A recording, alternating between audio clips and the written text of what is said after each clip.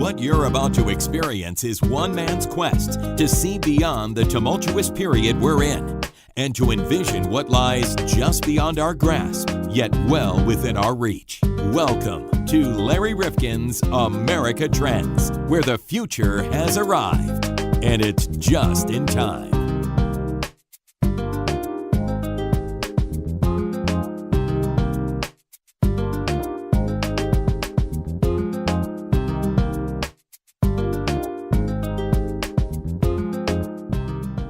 America Trends back wherever you are, and we're so glad that you're continuing to listen to our podcasts.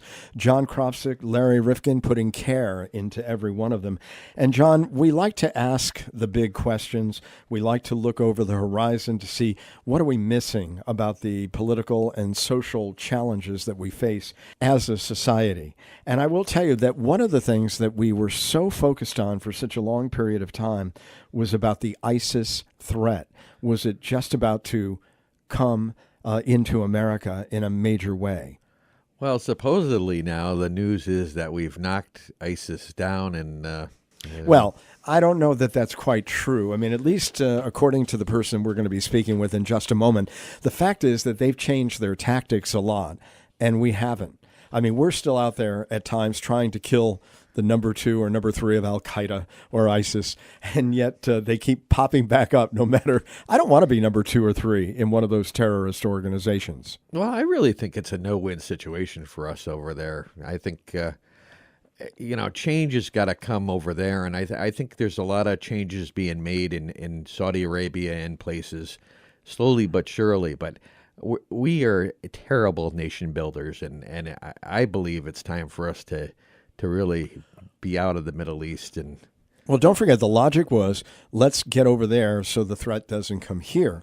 At the same time that we say that, I know the president is thinking of pulling back a lot of troops out of Afghanistan and Syria, though he wants to keep his eye on Iran right. Through Iraq. But while he says that, he also says that at the same time, all these terrorists are streaming across the southern border. Now, I've heard this for about, 10, 15 years.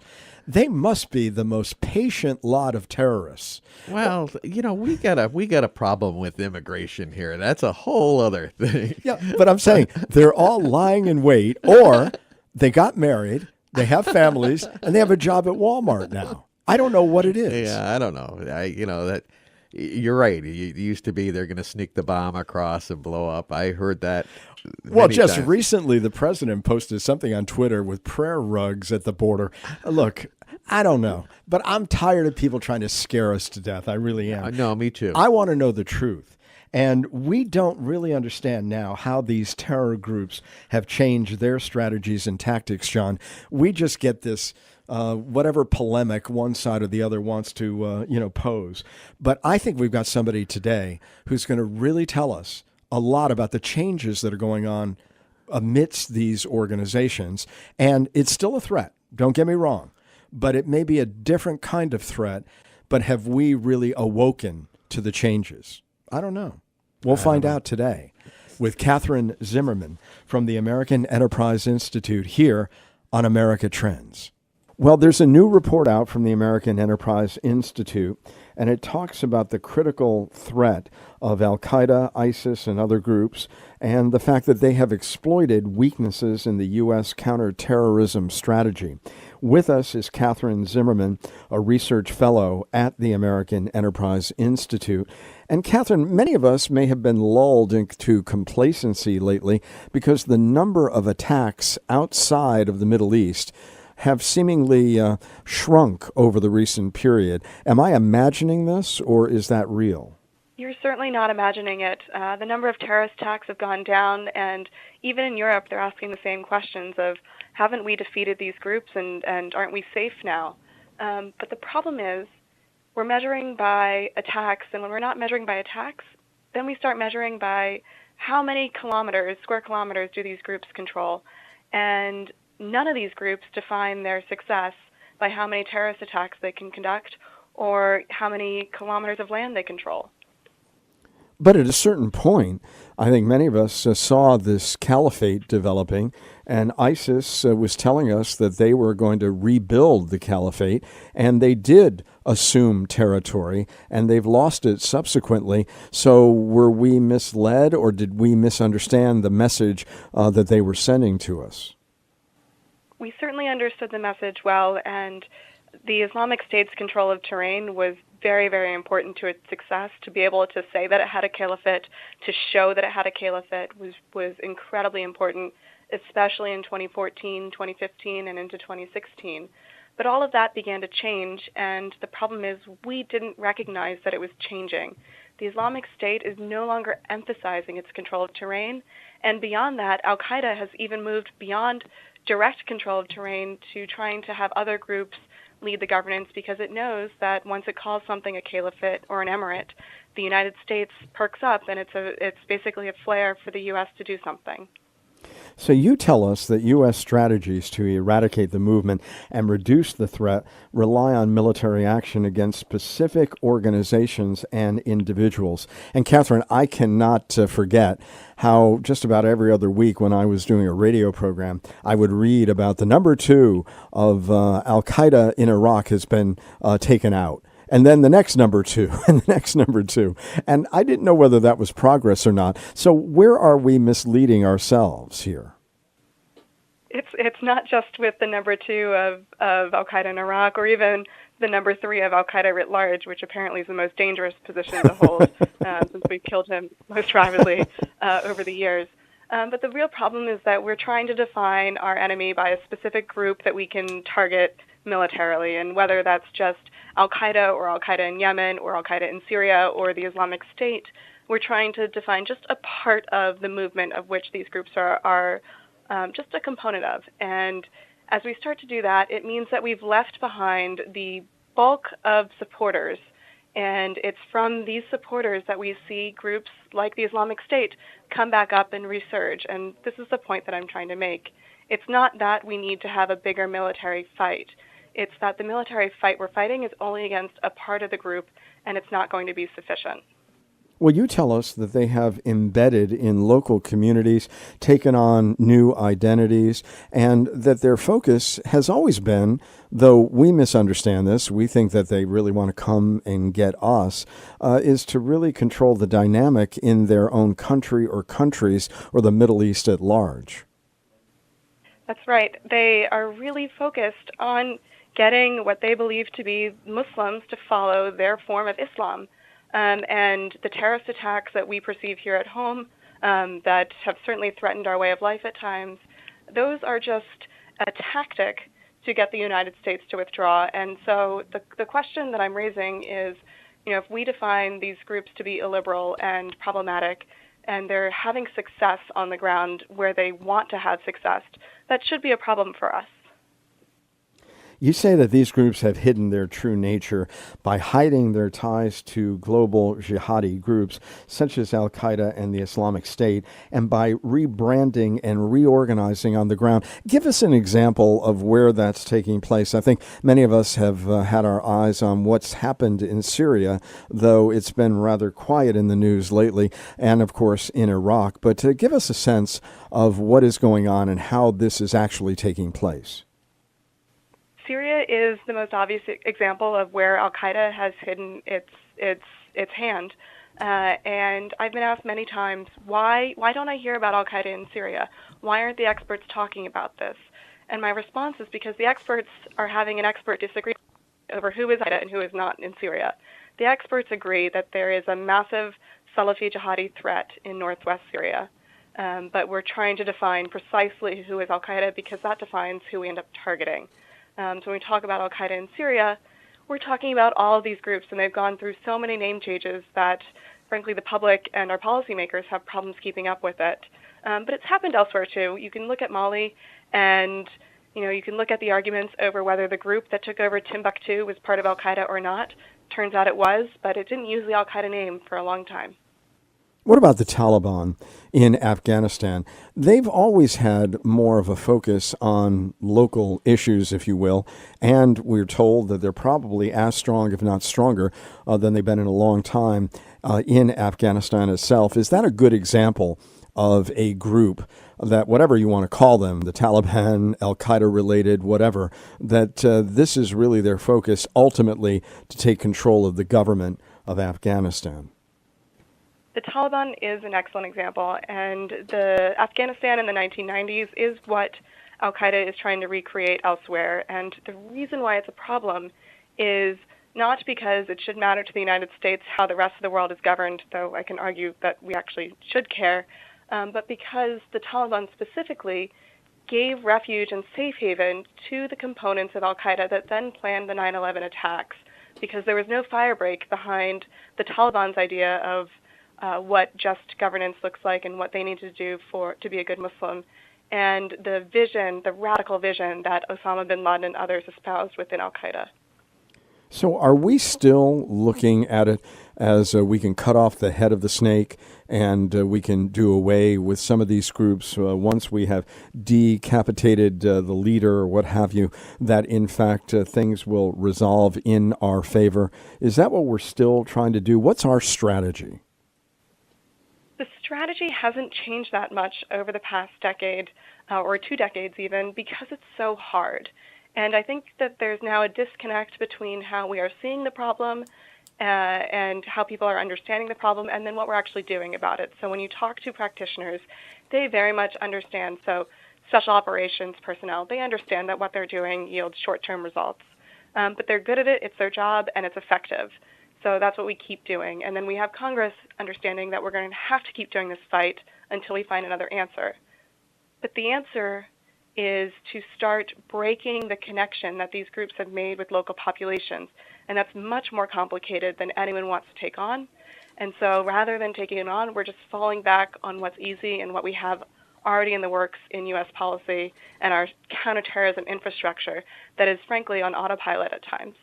Well, Ann Speckard, who runs the International Center for the Study of Violent Extremism, has just published a report, and it says, historically speaking, compelling narratives and messages have always served as a crucial means for violent extremist groups to attract followers to their cause. In this regard, terrorist groups like ISIS have managed to attract thousands of fighters to the conflict zones in Iraq and Syria. We've always been told that the United States has been terrible in terms of our messaging to the Arab world, and that is still a weakness of ours. Do you agree?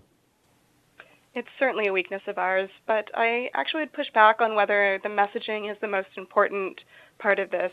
I think a lot of the problem is that the narrative that we heard coming out of Syria, for example, was actually true. The United States was not standing up for the people that the Assad regime was brutally murdering.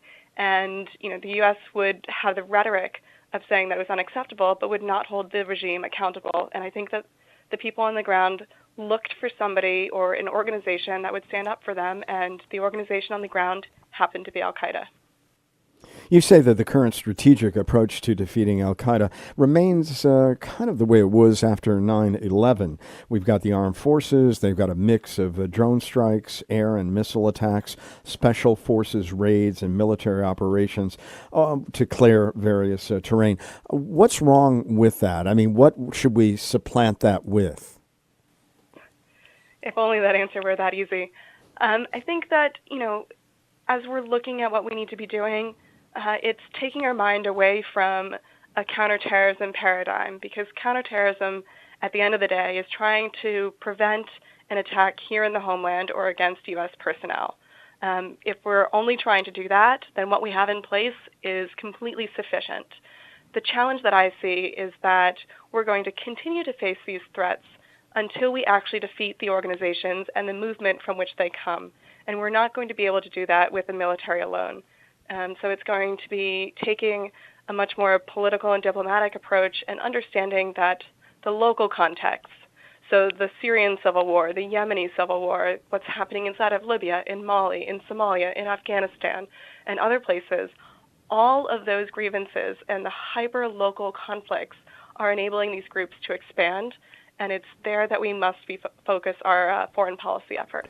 But somebody listening might say, well, I'm going to throw my hands up because these are long simmering cultural divides between different sects within the Arab world and the Muslim faith. We've seen the Arab Spring. I don't know what happened to that. It dissipated on us.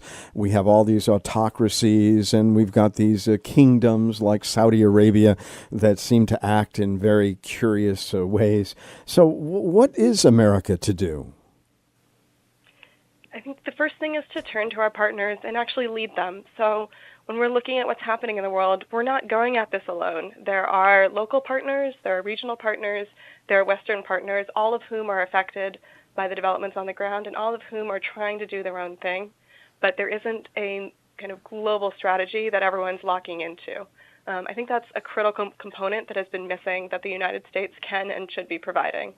The second thing is to recognize that yes, while it may seem like these conflicts are never-ending and something persistent and weren't in place, a lot of them are actually different today.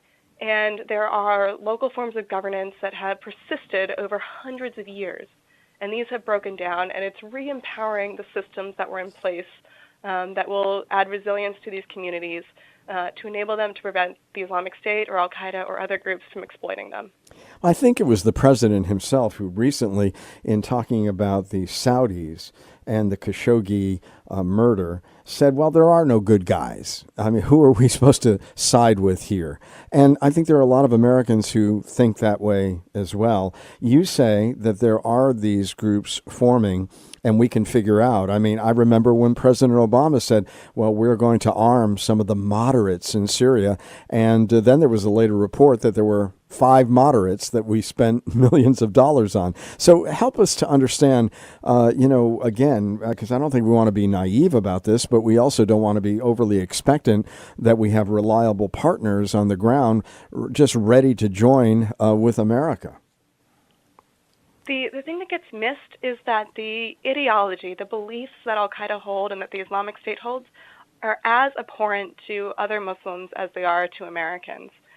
They are the Islam that these groups say is legitimate is incredibly fringe in terms of its ideas, and there is a natural resistance to it.